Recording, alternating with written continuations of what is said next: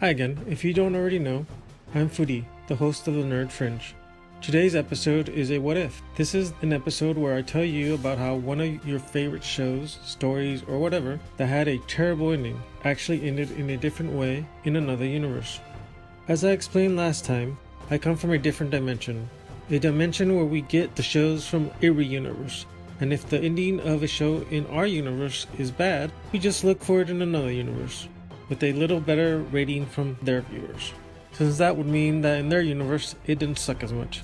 So today I am going to tell you of a better ending to a show a lot of us liked but had a terrible ending. The show you call Dexter. This show had such a bad ending that we will have to start way before the last episode. Because come on, that last season was like they wanted to punish the poor humanoid fans. I mean, it hurt me as well, but all I had to do was watch the season from another universe and I was fine, because it was way better. So, go get your snacks and put pause, and I'll wait. Okay, let's start. But do remember, this is Dexter, so there will be violence, blood, and all that. So of course, this isn't for the young or the faint of heart.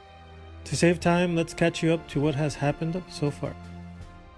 Dexter is mentoring a kid per the doctor's request. He took him on as an intern and was in the process of teaching him his code, the code that has kept him alive for years since he was a kid. Dexter's sister has not been shot and is not in a coma.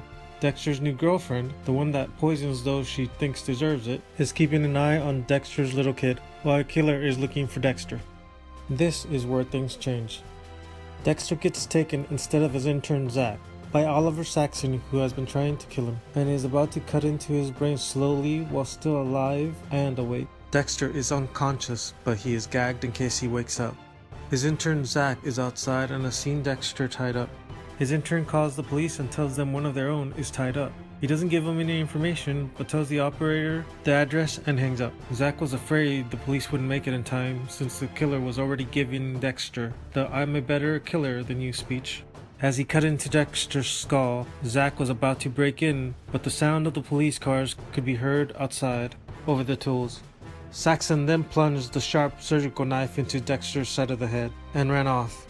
Zach, seeing that the police were coming and knowing he could do nothing else for Dexter, decided to follow Saxon instead. The police arrive and see Dexter bleeding from the side of the head and break in. They do as much as they can until the ambulance gets there and takes him to the hospital.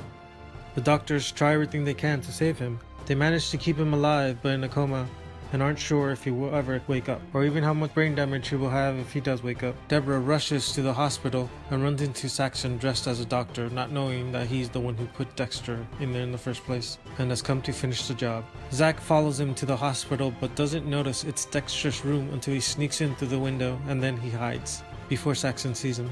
He hides behind the curtain next to the second bed. Saxon sees the curtain move and goes around the curtain to see nothing, because he had already moved underneath the made-up bed next to Dexter's. Not looking underneath, Saxon turns back, goes and closes the door, and then back to Dexter. He cuts a long line in his arm to test and make sure he isn't faking. Seeing that he isn't faking and knowing that Dexter is no longer as satisfying of a kill anymore, he decides to end it quickly. He takes out a scalpel out of his pocket and is about to cut Dexter's throat when Zach stands up behind him and with one quick move cuts Saxon's throat instead, just as Deborah walks in the door.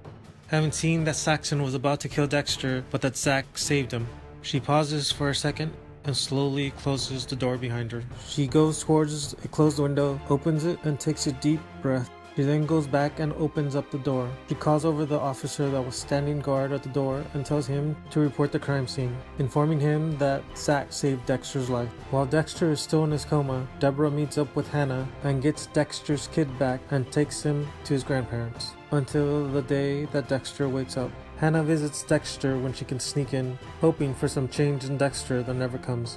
In the end, Deborah goes back to the police force and never lets anyone know about her brother's dark secrets. And Zach decides to follow more than just Dexter's career path.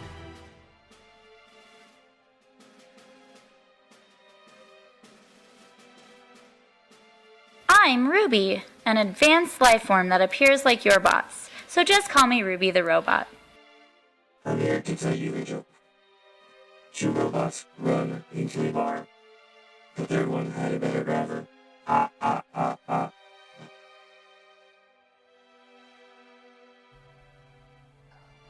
Let's begin with the wisdom of this baddie man. Baddie Man fact of the day. There is an island in the Bahamas known as Big Beach, which is populated entirely by swimming pigs.